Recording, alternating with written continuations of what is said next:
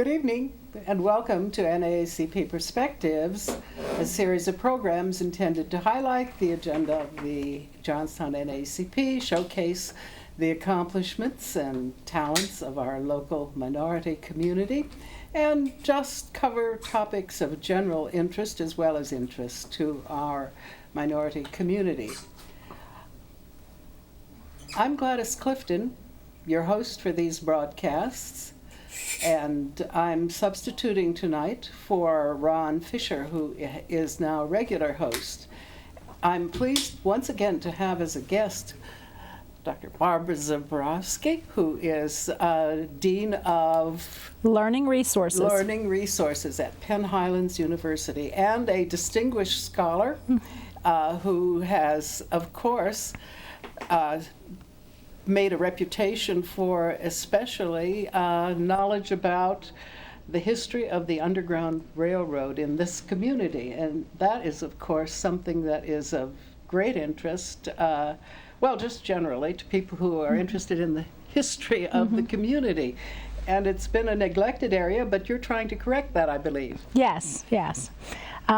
Well, what I'd like to talk about this evening is I'd like to tell all of the viewers, give them a little history, tell them what we're doing, some of the recent discoveries that we've made about the history of the area. And the Underground Railroad history in the Cambria County, especially the Johnstown area, really begins back in 1834 when the Pennsylvania state put the main line canal through Johnstown. It's hard to look at Johnstown today, but in the 1830s it was quite the bustling community.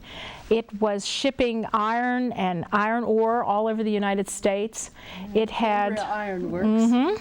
It had a bustling population of tourists coming through because of the main line, and the main line actually was instrumental in helping runaways along the entire main line from Philadelphia to Pittsburgh. A lot of the most popular abolitionists in this area were employees of the main line canal. So they were actually state workers using a state transportation system to violate federal law. So it's very interesting in that aspect. Wasn't that brave? It was, because, you know, in 1850 they passed the Fugitive Slave Act. Right. Which basically said that any black person, free or otherwise, could be taken and sold back into slavery. So to have state employees using a state transportation system to help ferret runaways to safety is pretty bold and daring. The most famous incident in Johnstown occurred in 1837, and it involves two brothers, Patrick and Abraham, who escaped from the farm of John Sheard in it's Berkeley Springs today, but it's the town of Bath. I see. And he was quite the character, we've learned in tracing his history. His mother was very powerful in the town. He and his brother were attorneys who held various interests. They owned a little over a dozen slaves. And in 1837, these two brothers, in February of 1837. Oh my. I know, in February, managed to escape and make it all the way to Johnstown. Oh my goodness. Now, it was interesting because I thought, why would slaves choose February to get away? I mean, you'd think it would be easy to track them through the snow. They would be, you know, the weather would be a problem, finding food would be a problem.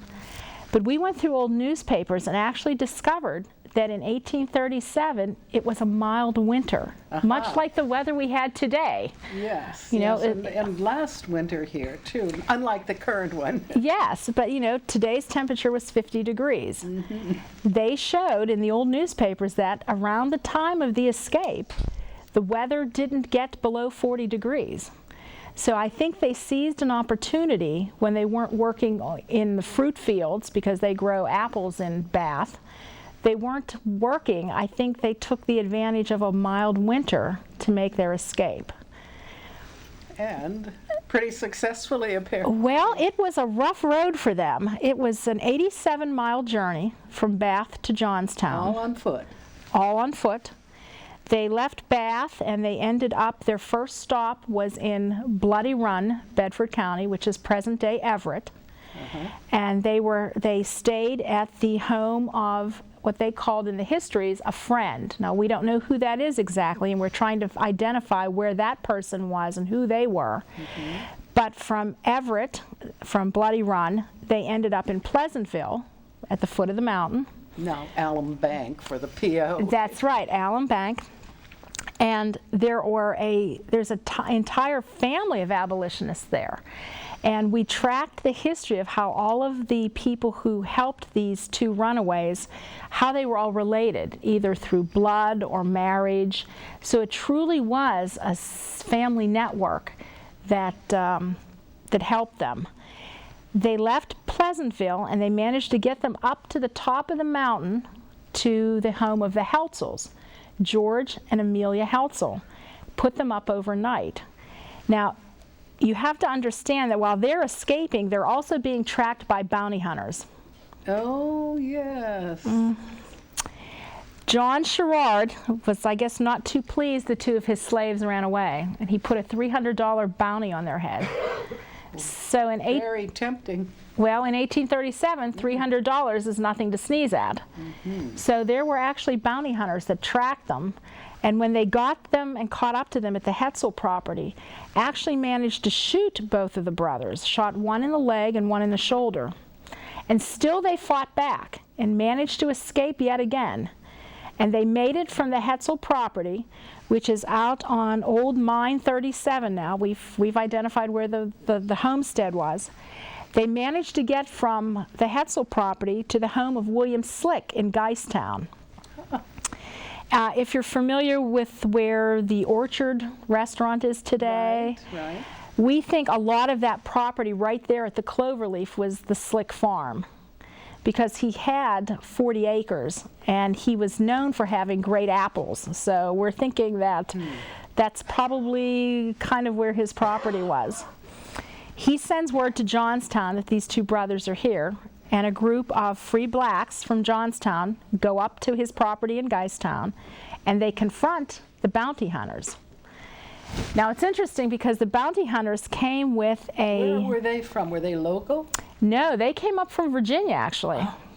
And they had an arrest warrant in their hand issued by the state of Virginia for this property. William Slick, being a constable at the time, looked at the arrest warrant and said, well, that's wonderful, except we're not honoring a Virginia arrest warrant in Pennsylvania. So there was, great consternation over that. They says, well, when you crossed over the line, you should have gotten an arrest warrant issued in Pennsylvania, so we're not going to honor that. And they said, besides, these two boys are hurt and wounded, and we have to take care of them. We're not letting you take them in this condition. So they put them on a sled, and they bring them down to Johnstown. While in Johnstown, they're put under the watch of a sheriff.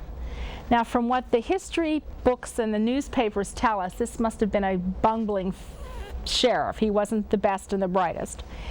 And the abolitionists in Johnstown, some of whom were John Cushion and Weather Fortune, and the Helsels, of course, came down and helped as well. And the Slicks, both William and Benjamin, his son, they came down to help.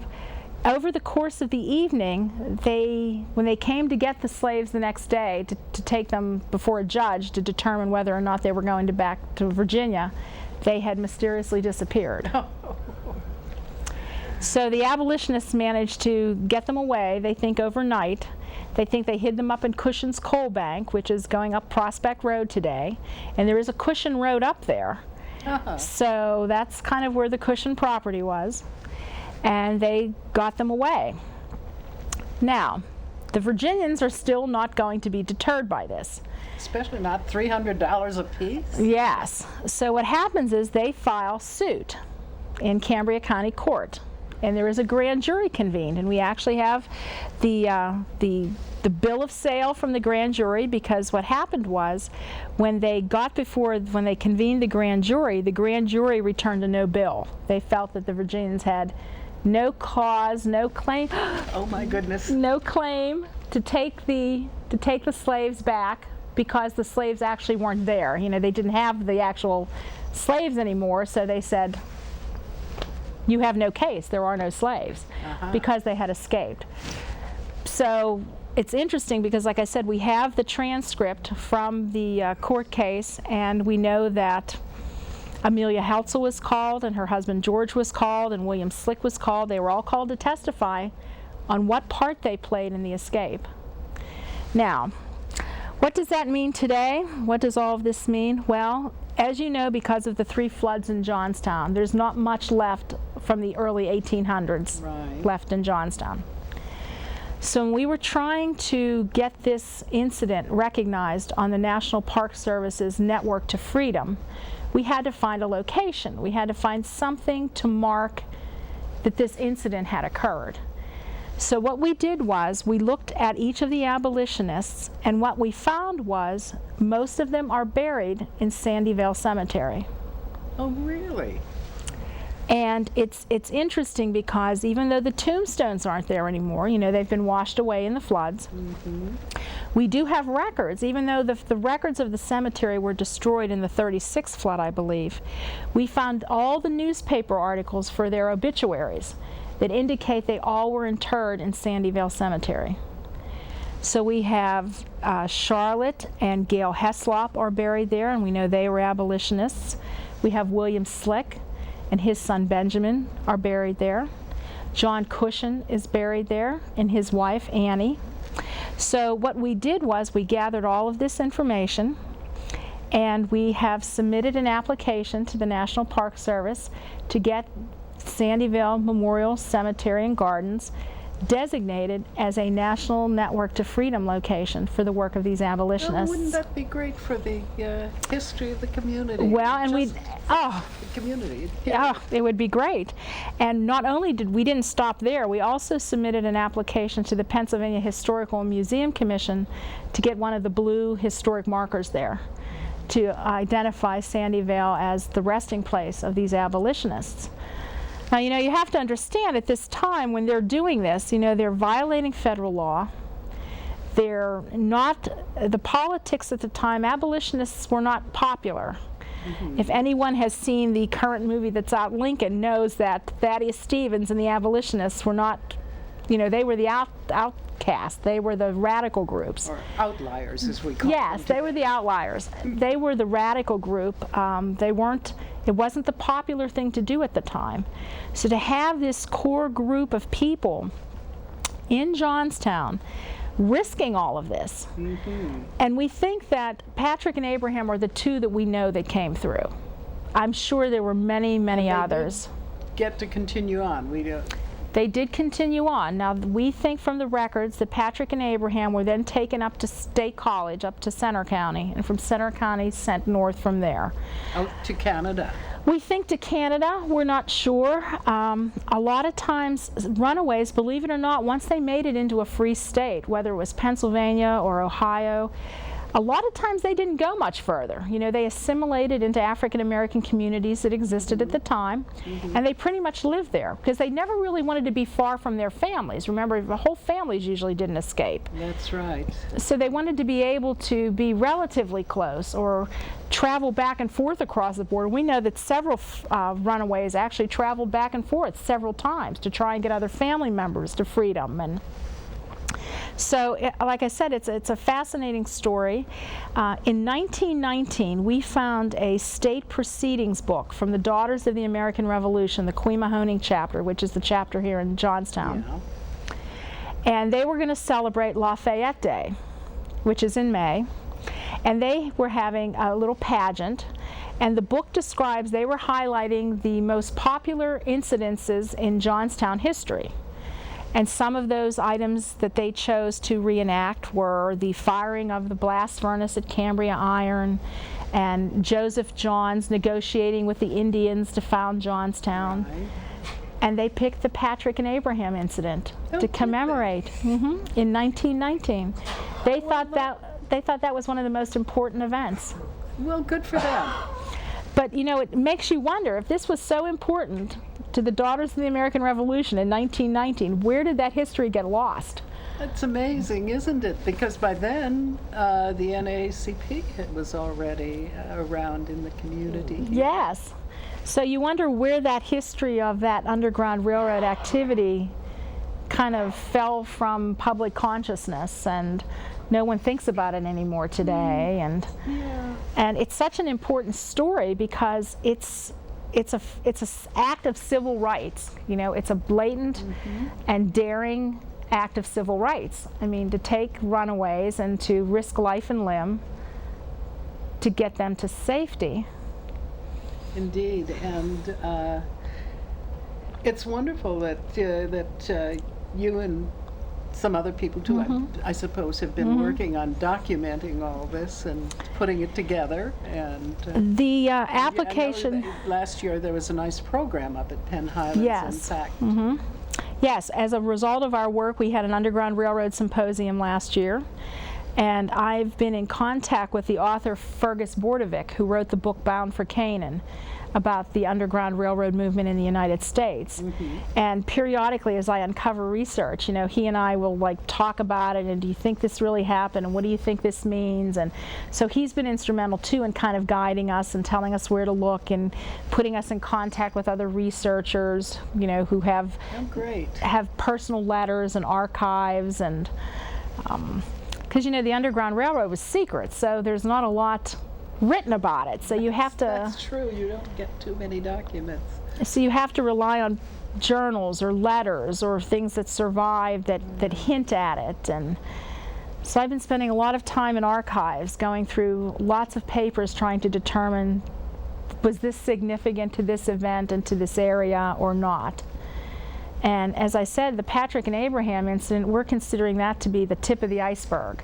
That this is a public, that we know is a very public abolitionist activity, but we're hoping to uncover more of those. Well, yes, there must have been others who got through without the bounty hunters being on their tail, so it would have been even less known about. And, right. And but like I said, the resources are very scant. It's hard to find them. I can tell you that the application for the National Park Service is very extensive. It's required us to find a lot of primary resources. So we've had to find letters that were written in Wilbur Siebert, who is with the Ohio University. In the late 1800s, he started to gather stories about Underground Railroad. And he wrote a book in I think it was 1899 about Underground Railroad, but then continued to pursue it into the 40s. And what he did was he sent letters to public libraries and to post offices and all over the state of Pennsylvania, asking, do you know of any stories of Underground Railroad activity? And we actually found letters dated 1944 from grandsons of some of these abolitionists who wrote to him saying, I was a little kid when this happened, but here's the story. You know, I was with my grandfather when a mother and two children showed up, and we put them in our barn overnight. What a great find. So it was very interesting that, you know, even in the 1940s, there were people who were, you know, like I said, grandchildren of these abolitionists who remember these stories. We actually found a letter that John Brown of Harper's Ferry fame stayed in a home in Bedford County and talked to one of the abolitionists while he was planning his raid on Harper's Ferry. So, like I said, it's really exciting. It is exciting.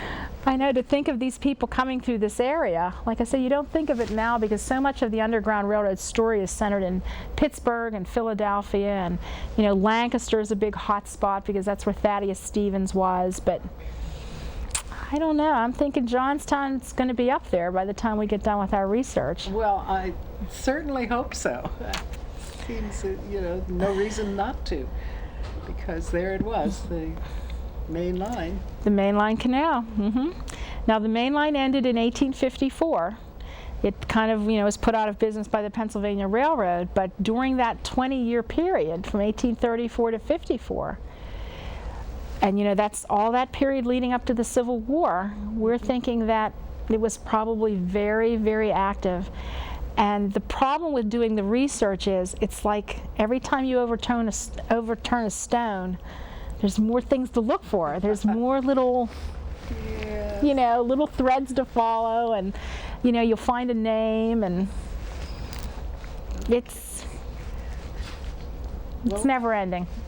Yes, and currently, what are you up to as far as any organized events coming up that we should know about? Well, we're working with the National Park Service and the Sandyvale Cemetery Association, and we'd like to have a celebration of Juneteenth this year down in Sandyvale and do something on the Underground Railroad, and hopefully by that time we may have the marker in place from the Historical and Museum Commission. That would be great. And we may have heard whether or not it will be on the National Network to Freedom, and we want to have a big celebration of that and really commemorate this story.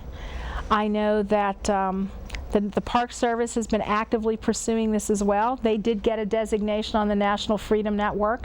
They had Allegheny Portage Railroad put on last year because of the incident in Hollidaysburg, the Parsons and Green incident, which was a big to-do over there that almost caused the outbreak of the Civil War in 1855. I mean, the state of Virginia was actually ready to send militia to Pennsylvania to recover a runaway. So they documented their story, and because it's the main line, we wanted to have the incident in Johnstown as a kind of a connect the dots, that here's an incident in Hollidaysburg, and then they travel it over the mountain to Johnstown, and here's an incident in Johnstown. So we are trying to document incidents like this all along the main line.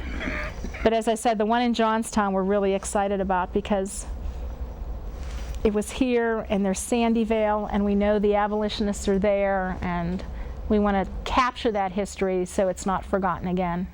Well, I certainly hope that you are successful in doing that, and it sounds like with the Park Service involvement that you have a very good chance of pulling this off. And so there might very well be a celebration in June. Yes. Okay. And I hope to come back again someday and tell you more things we've discovered and found and uncovered. And well, we'll be very, excuse me, I'm just recovering from something.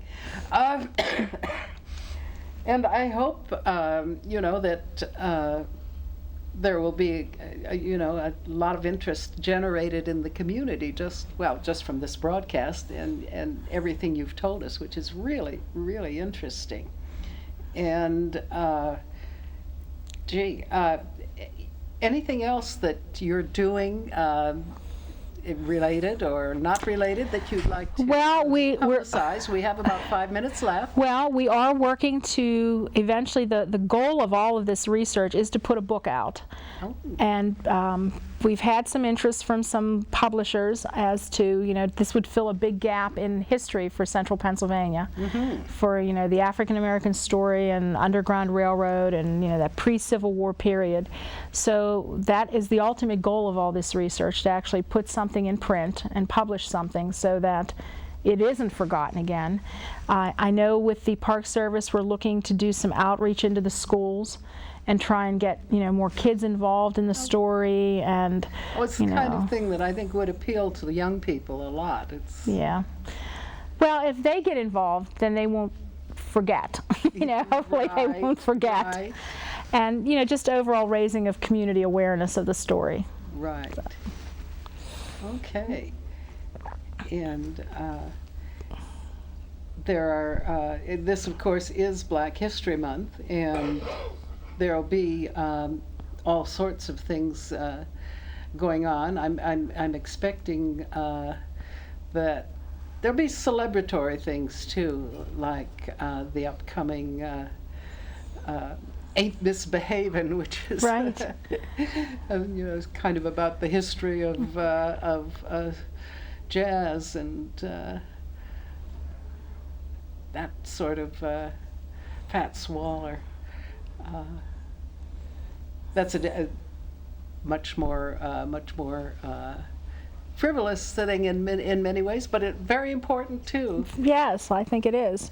There's so much of that story that is here in Johnstown that I think needs to be uncovered that just isn't. And hopefully, like I said, this will raise awareness, and hopefully we'll get good news here in the next few weeks that, as I said, our application will be accepted for the National Park Service, because we'd love to have that marker down there at Sandyvale. Oh, wouldn't that be wonderful?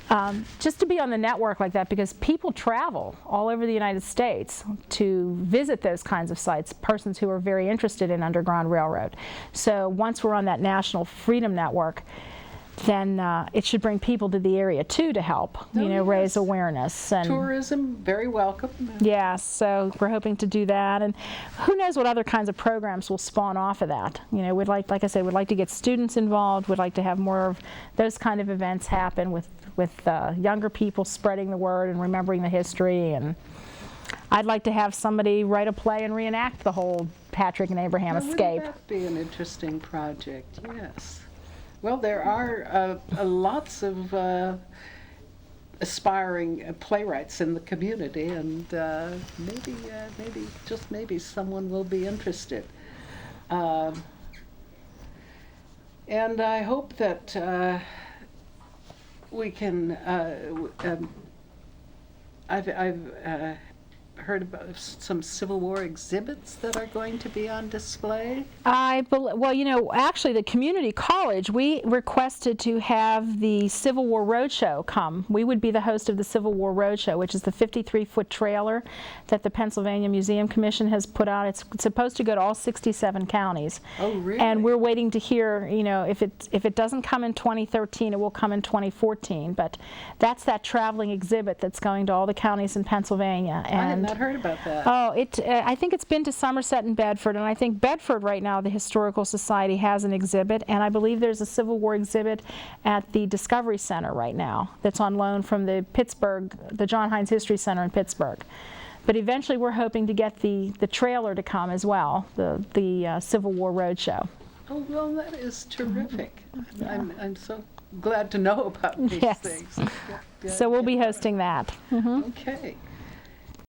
And I'm just so pleased that you've made so much progress, and I wish you continued success in researching all of this and finding, I hope, more history, more families, possibly more abolitionists, that still have descendants here in town. Oh. I'd like them to all go to their attics and look around and see if you can find any old letter or anything that you think might be relative. And please contact me at the college and share that little bit of history, because, like I said, it's very hard to find that history from that long ago. But, it's in somebody's attic somewhere. Okay. Well, thank you again. I'm so pleased, Barbara, that you could be here and share all of this wonderful background about the Underground Railroad and upcoming events with us. I'd like to thank our viewers also for looking in this evening again at NAACP Perspectives. This is a program that, of course, is on every Thursday, courtesy of Atlantic Broadband, at 7 p.m. You can contact the NAACP. There is information on the screen now. Post Office Box 1064, Johnstown 15907, and email naacpjohnstown@gmail.com. Telephone calls are answered or returned at 814-535-6937. And please contact us. We're always looking for feedback on this program and for new members and so forth. Thank you again, Barbara Zaborowski. Thank you. Professor Zaborowski from Penn Highlands.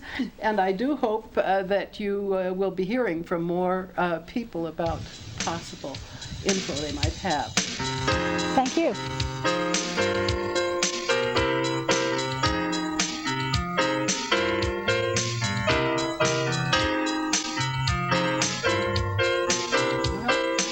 Just one little thing. That was good.